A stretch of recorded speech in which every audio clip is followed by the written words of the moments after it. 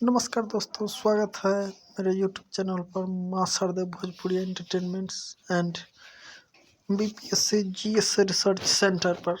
आज हम आप लोगों के लिए लेकर आए हैं 67th बीपीएससी के लिए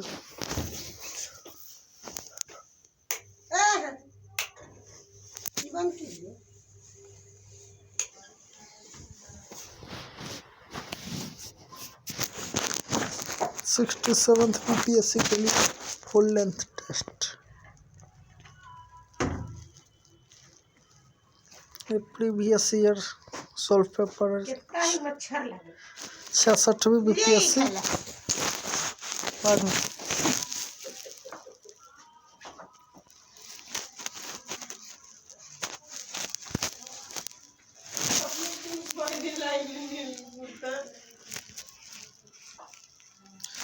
छठवीं बीपीएससी का प्रीवियस ईयर सॉल्व पेपर है ये। आइए देखते हैं।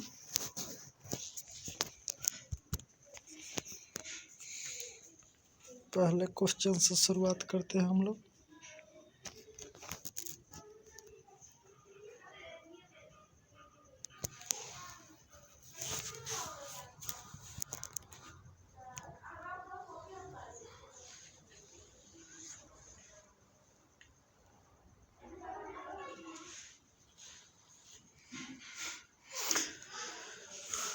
आइए दोस्तों, हमारे चैनल पर आप लोग का स्वागत है।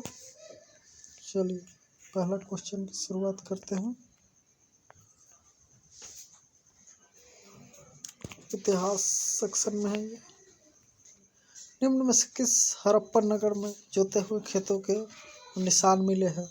तो दोस्तों इसका सही आंसर है कालीबंगन। कालीबंगन से हमें जोते हुए खेतों के साक्ष्य मिले हैं। दूसरा क्वेश्चन है, त्रिरत्न या तीन रत्न जैसे सटीक ज्ञान, सच्ची आस्था और सटीक क्रिया निम्न में से किससे संबंधित है? तो दोस्तों ये जैन धर्म से संबंधित है। ऐसा तो दोस्तों बौद्ध धर्म में भी त्रिरत्न की चर्चा की गई है, लेकिन यहाँ बोर्ड के द्वारा जैन धर्म को ही सही आंसर घोषित किया गया था, इसलिए जैन धर्म सही आंसर है। आइए नेक्स्ट क्वेश्चन देखते हैं। इनमें से किस शासक ने चतुर्थ बौद्ध संगीति कश्मीर में आयोजित की थी? तो दोस्तों ये कनिष्क थे जो कि चतुर्थ बौद्ध संगीति कुंडलवन कश्मीर में आयोजित किए थे। आइए नेक्स्ट क्वेश्चन देखते हैं। निम्न में से किस भारतीय दर्शन ने परमाणु सिद्धांत का प्रतिपादन किया है? तो दोस्तों वैशेषिक जो थे परमाणु सिद्धांत का प्रतिपादन किए थे। आइए नेक्स्ट क्वेश्चन देखते हैं। किस दिल्ली सुल्तान ने रक्त एवं लौह की नीति अपनाई थी? दोस्तों इसका सही आंसर बलवन है। बलवन ने लौह एवं रक्त की नीति अपनाई थी। कौन सा मध्यकालीन भारतीय साम्राज्य व्यापक स्तर पर स्थानीय स्वशासन के लिए प्रसिद्ध था? तो दोस्तों स्थानीय स्वशासन के लिए चोल वंश प्रसिद्ध था। आइए नेक्स्ट क्वेश्चन देखते हैं।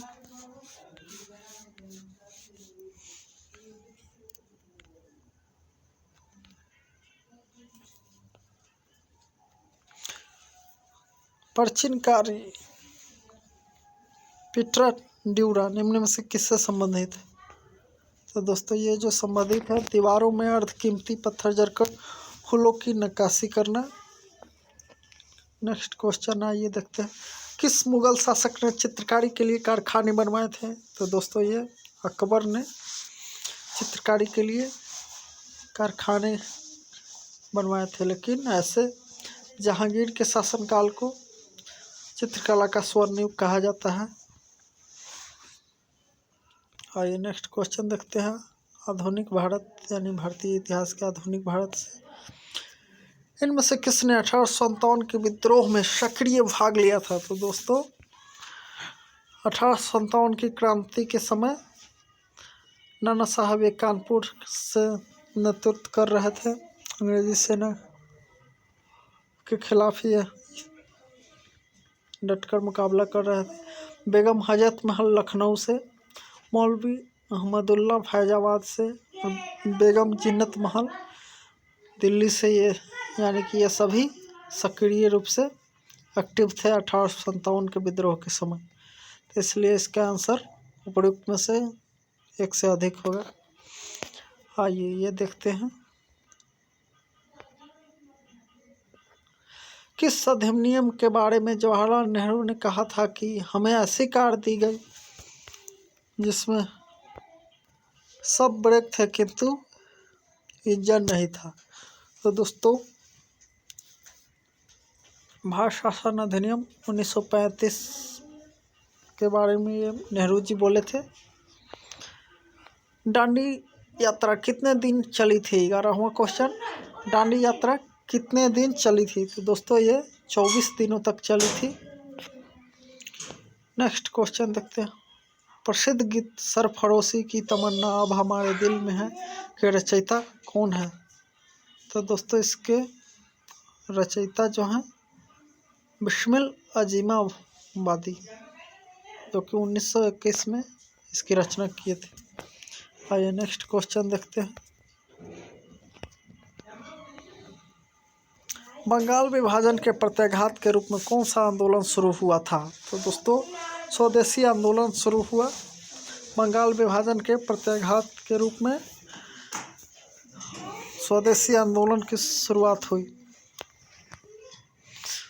इनमें से 1945-46 में दिल्ली में हुए INA के मुकदमे के पक्ष में पेश हुए वकील थे। तो दोस्तों INA के मुकदमे में भोला भाई देसाई जो थे वकील थे। मैडम कामा ने भारत के तिरंगे स्वतंत्रता ध्वज को कहाँ फहराया था? तो दोस्तों स्टुटगार्ट, जो कि लंदन में है, स्टुटगार्ट, वहीं पे तिरंगा झंडा फहराए थे। नेक्स्ट क्वेश्चन देखते हैं, निम्न में से कौन सी जोड़ी सही है? तो दोस्तों इसमें से सही चुनना है हमें। विनोबा भावे द्वितीय व्यक्तिगत सत्याग्रही, ये गलत है। CR दास को देशबंधु कहा जाता है, यानी कि चित्तरंजन दास को देशबंधु के नाम से भी जाना जाता है, ये सही है। बाद बाकी सब गलत है। ये नेक्स्ट क्वेश्चन देखते हैं, भारतीय राष्ट्रीय कांग्रेस द्वारा किस दिन को पूर्ण स्वराज दिवस घोषित किया गया? तो दोस्तों 26 जनवरी 1930 को पूर्ण स्वराज दिवस घोषित किया गया।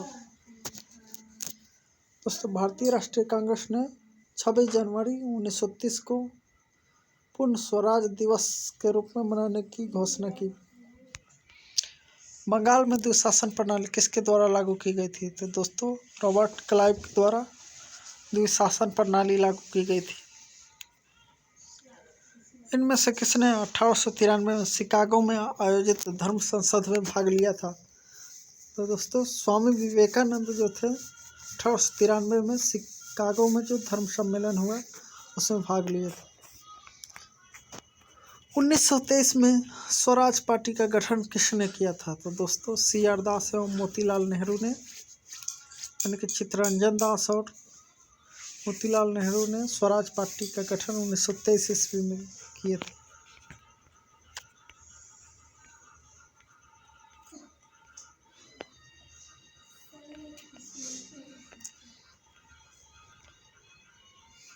प्रसिद्ध नाटक नील दर्पण, जिसमें इंडिगो की खेती करने वाले किसानों के दमन का चित्रण किया गया, की रचना किसने की है? दोस्तों दीनबंधु मित्र ने नील दर्पण की रचना की है, जो कि किसानों की दशा के बारे में वर्णन करता है, जिसमें किसानों की दशा यानी कि अंग्रेजों द्वारा किसानों को जबरन नील की खेती करने के लिए दबाव दिया जाता था, उसकी दशाओं के बारे में चर्चा है इसमें नील दर्पण में। इसकी रचना दीनबंधु मित्र ने की। 1760 का प्रसिद्ध वांडीवास का युद्ध अंग्रेजों द्वारा किसके खिलाफ लड़ा गया था? 1760 में जो वांडीवास का युद्ध हुआ यह फ्रांसीसियों के खिलाफ लड़ा गया था। निम्न में से किस अधिनियम ने भारत में पृथक निर्वाचन मंडल का आरंभ किया? तो दोस्तों भारत शासन अधिनियम 1909 भारत परिषद अधिनियम 1909 के द्वारा पृथक निर्वाचन मंडल का गठन हुआ। 1831 में बुद्धो भगत के नेतृत्व में कोल विद्रोह किस क्षेत्र में हुआ? तो दोस्तों सिंहभूम पंजाब के क्षेत्रों में यह हुआ था। आइए आगे देखते हैं। निम्न में से किस कॉलेज में गांधी जी ने पढ़ाई की थी? तो दोस्तों श्यामल दास कॉलेज भावनगर से गांधी जी ने पढ़ाई की थी। अब बिहार विशेष में देखते हैं। बिहार के प्रथम मुख्यमंत्री कौन थे? तो दोस्तों श्री कृष्ण सिंह बिहार के प्रथम मुख्यमंत्री थे। बिहार में कांग्रेस का प्रथम अधिवेशन रखा गया था पटना में। बिहार में कांग्रेस का प्रथम अधिवेशन रखा गया था पटना में। जयप्रकाश नारायण को कौन सी उपाधि दी गई थी? तो दोस्तों लोकनायक की उपाधि जयप्रकाश नारायण को। बिहार की स्थापना कब की गई थी? तो दोस्तों 1912 ईस्वी को बिहार की स्थापना दिवस मानी जाती है, क्योंकि ये बंगाल प्रांत से अलग होकर उड़ीसा और बिहार की गठन 1912 ईस्वी में हुई थी। बिहार में 3 कठिया पद्धति में नील की खेती करने के लिए भूमि का कितना भाग अमानत रखा जाता था? तो दोस्तों 3/20, यानी कि 3 कठिया पद्धति जो थी 30 कट्ठे खेतों में, यानी 3 कट्ठे में नील की खेती करनी पड़ती थी। 3 कठिया पद्धति इसलिए इसे कहा गया, 3/20 भाग में खेती करनी पड़ती थी नील की। रामविलास पासवान ने अपना राजनीतिक सफर किस राजनीतिक दल से प्रारंभ किया था? तो दोस्तों यह संयुक्त सोशलिस्ट पार्टी से अपने करियर की शुरुआत किए थे। बिहार के राजनीतिज्ञ स्वर्गीय रघुवंश प्रसाद सिंह पहली बार किस लोकसभा के लिए निर्वाचित हुए थे? 11वीं लोकसभा के लिए निर्वाचित हुए थे। चंपारण में इंडिगो के किसानों की दशा की ओर गांधी जी का ध्यान किसने आकर्षित किया? दोस्तों राजकुमार शुक्ल ने, जो कि गांधी जी को चंपारण आने के लिए लेख लिखे थे, पत्र लिखकर उन्हें बुलाए थे। प्राचीन महाजनपद मगध की प्रथम राजधानी कौन सी थी? तो दोस्तों मगध की प्रथम राजधानी जो थी राजगिरी थी, जिसे बिंबिसार ने बनाया था। तो आइए नेक्स्ट क्वेश्चन देखते हैं। स्वामी सहजानंद निम्न में से किससे संबंधित है? तो दोस्तों स्वामी सहजानंद बिहार में किसान आंदोलन से संबंधित है। ये किसानों के नेता थे। निम्न में से कौन सा भारत में गांधी जी का प्रथम सत्याग्रह था जिसमें उन्होंने सविनय अवज्ञा का प्रयोग किया था? तो दोस्तों ये चंपारण सत्याग्रह था। आइए नेक्स्ट क्वेश्चन देखते हैं हम लोग। 1857 में बिहार में 1857 के विद्रोह का नेतृत्व किसने किया था? दोस्तों बिहार के ये जगदीशपुर के कुंवर सिंह जो थे। जनजाति और जिले के निम्न जोड़ों में से कौन सा जोड़ा सही नहीं है? तो दोस्तों मुंडा जो है जमुई जिले में नहीं है, इसलिए यह सही नहीं है। मुंडा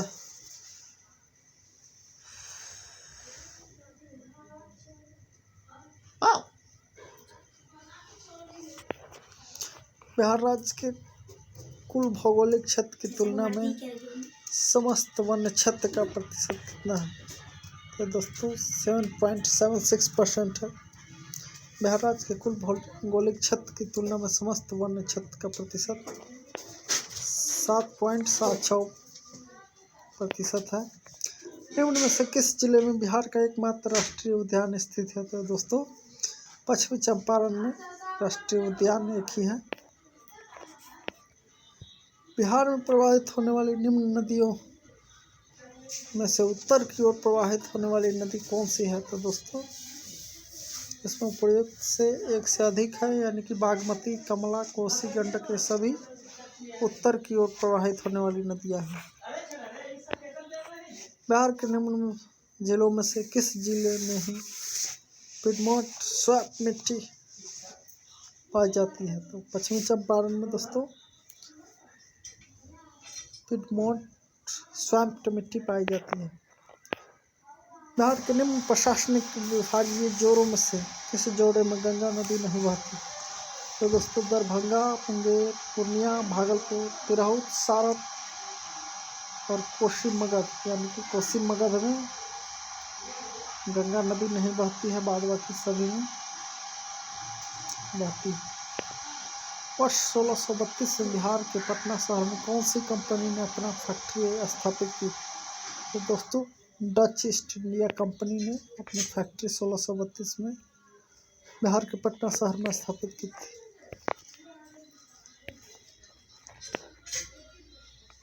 बिहार सरकार ने अगस्त 2018 में एक नई योजना सतत जीविकोपार्जन योजना शुरू की थी। इस योजना का उद्देश्य था शराबबंदी के कारण बेरोजगार लोगों को स्वरोजगार देना।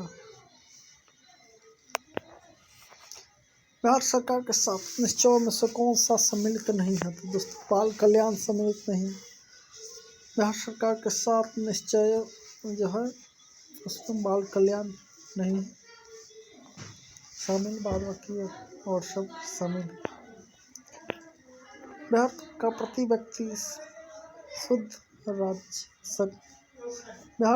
व्यक्ति शुद्ध राज्य घरेलू उत्पाद स्थिर कीमतों पर देश की तुलना में कितना कम है? तो दोस्तों ये राष्ट्रीय औसत का 33% है। भारत के निर्वाचन आयोग ने कब बिहार विधानसभा 2020 के लिए आम चुनाव के लिए प्रेस नोट जारी किया? 25 सितंबर 2020 को। बिहार सरकार ने 1 अप्रैल 2019 से सार्वजनिक वित्तीय प्रबंधन प्रणाली CFMS की शुरू की। यह प्रणाली राज्य में समस्त वित्तीय कार्यकलापों को ऑनलाइन तथा कागज रहित बनाएगी। स्थानीय निकायों सहित राज्य सरकार के वित्त का प्रबंधन करेगी।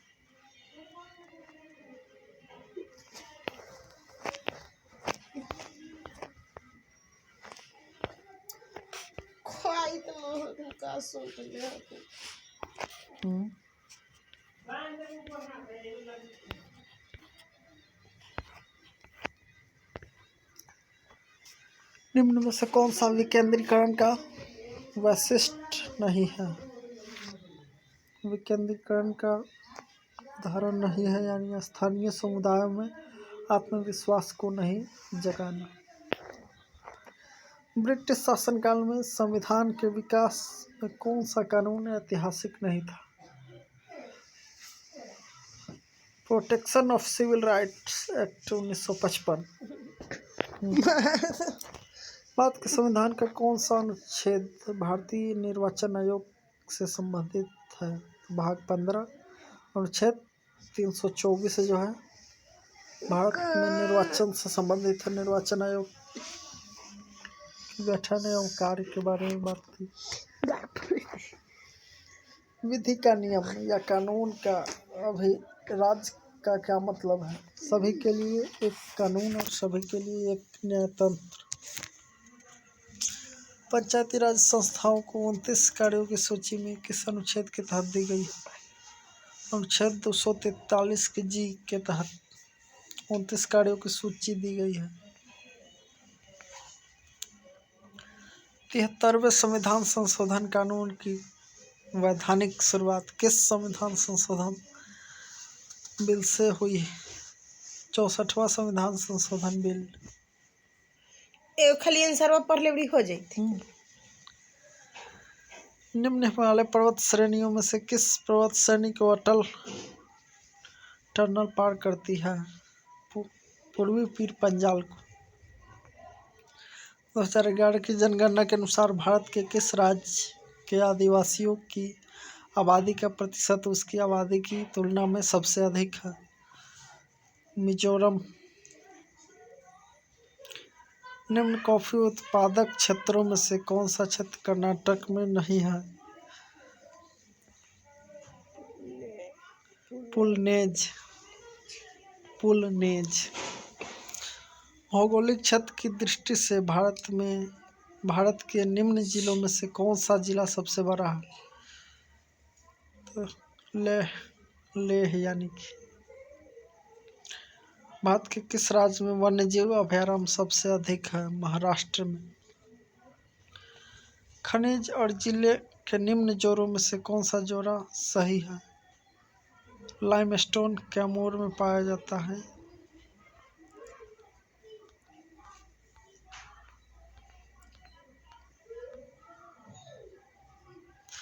भौगोलिक क्षेत्र की दृष्टि से जापान का सबसे बड़ा द्वीप होन्शु।